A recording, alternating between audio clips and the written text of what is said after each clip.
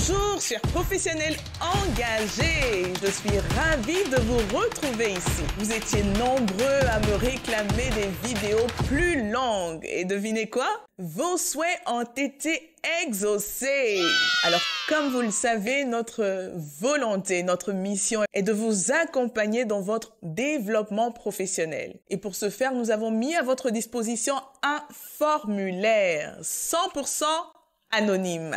Vous pouvez nous partager vos défis, vos questions, vos préoccupations sans aucune crainte. Pourquoi? Parce que nous voulons tout simplement adapter davantage le contenu de nos vidéos à vos besoins. Alors, je vous invite à remplir ce formulaire dès maintenant. Prenez juste quelques minutes pour le renseigner. Vous le trouverez juste là en barre d'infos. Et surtout, revenez vite ici. Dans cette vidéo, nous verrons ensemble comment trouver l'équilibre idéal entre travail et vie personnelle.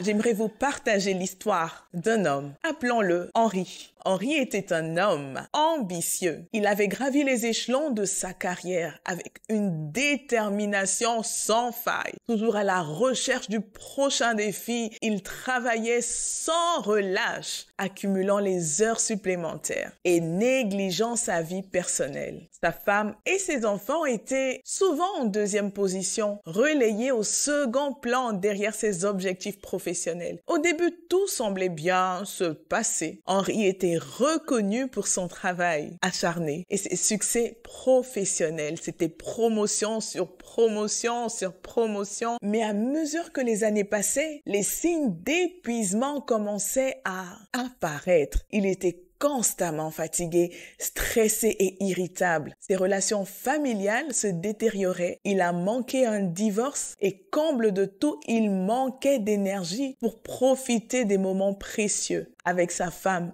et ses enfants. Puis un bon jour arriva. Tout bascula. Henri tomba gravement malade. Les heures supplémentaires ne pouvaient plus compenser sa santé déclinante. Son employeur suspendit son salaire car il n'était plus en mesure de contribuer de manière significative à la réussite de l'entreprise. La famille, longtemps négligée, se retrouva à son chevet. Mais malgré leur présence physique, la distance émotionnelle était palpable. Les liens familiaux avaient été fragilisés par des années d'absence et de priorités mal placées. J'ouvre une petite parenthèse à ce niveau pour dire ceci. Parfois, on se met beaucoup de pression pour pas grand-chose au final. Ne sacrifiez jamais votre vie de famille pour un emploi parce qu'aucune entreprise ne se sacrifiera pour vous. Sitôt parti, sitôt remplacé. Pourquoi? Parce qu'avec ou sans vous, l'entreprise doit continuer de tourner. L'entreprise est une personne morale qui existe et continuera d'exister avec ou sans vous. C'est la triste réalité. Soyez ambitieux, soyez diligents, mais soyez aussi réalistes. Sachez faire la part des choses tout simplement. Refermons la parenthèse. Pour revenir à notre histoire, la souffrance physique et mentale de Henri s'intensifia pendant ces jours sombres. Il réalisa alors l'ampleur de ses erreurs. Il avait sacrifié sa santé, sa famille et même sa relation avec son créateur pour sa carrière. Et bientôt, la peur de l'inconnu l'envahit lorsqu'il se retrouva sur son lit de mort. Où irait-il? Que se passerait-il après? Plus de temps pour rechercher des réponses à ces questions. C'était la fin. Cet homme aurait pu être une femme. Cet homme aurait pu être vous, tout simplement. Lorsque nous abordons la question de la motivation au travail, il est essentiel de réfléchir à nos objectifs profonds et à ce qui nous pousse à agir. L'une des pires motivations qui peut sous-tendre le travail est celle de vouloir devenir riche uniquement pour soi-même, d'accumuler des possessions matérielles pour impressionner les autres et de rechercher à tout prix la renommée. Mais est-ce vraiment la voie vers le bonheur et la réussite? Il est indéniable que l'argent a réponse à toutes les problématiques que l'on rencontre au quotidien pour se nourrir, se vêtir, se former, accéder à des soins. On a même besoin d'argent pour se marier. Non, pas pour acheter l'amour, heureusement d'ailleurs, mais pour célébrer le mariage et surtout pour vivre après le mariage. La maison, les transports, les factures, la prise en charge des enfants, tout cela a un coût. Pour obtenir de l'argent, nous devons donc travailler. Le travail a ce double objectif. D'une part,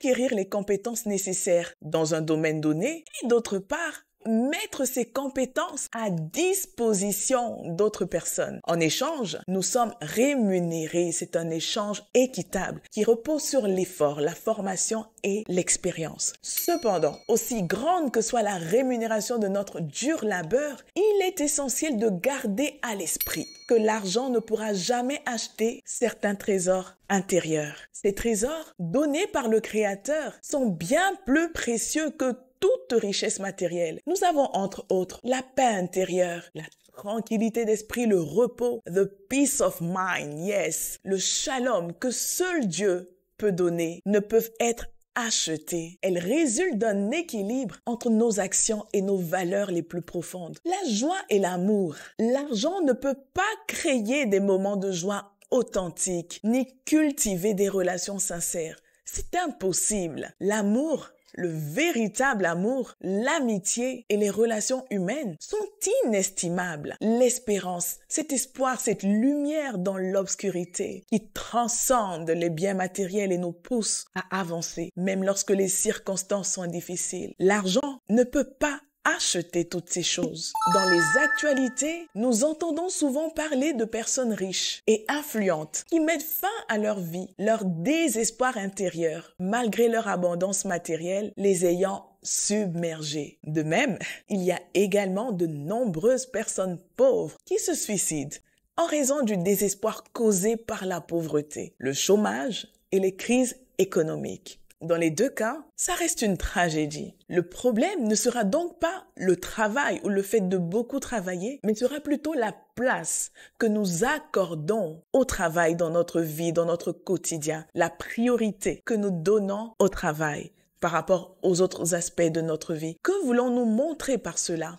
C'est que nous avons besoin de travailler pour avoir de l'argent, mais en gardant à l'esprit que l'argent ne pourra que partiellement répondre à nos besoins, les besoins de notre âme étant beaucoup plus profonds. En tant que travailleurs, nous devons trouver l'équilibre entre la recherche de richesses matérielles et la préservation de nos trésors intérieurs. Le succès ne se mesure pas seulement en dollars, mais aussi en paix, en joie et en espoir. Trouvons cet équilibre et nous serons véritablement riches au-delà de toute mesure monétaire. L'équilibre entre vie professionnelle et vie personnelle est un défi constant pour de nombreux travailleurs, peut-être même pour vous qui m'écoutez à l'instant. Nous devons juste trouver le juste milieu entre nos responsabilités au travail et notre bien-être personnel. Le roi Salomon, dans toute sa sagesse, nous rappelle que Dieu fait toutes choses belles en son temps. Il y a un temps pour chaque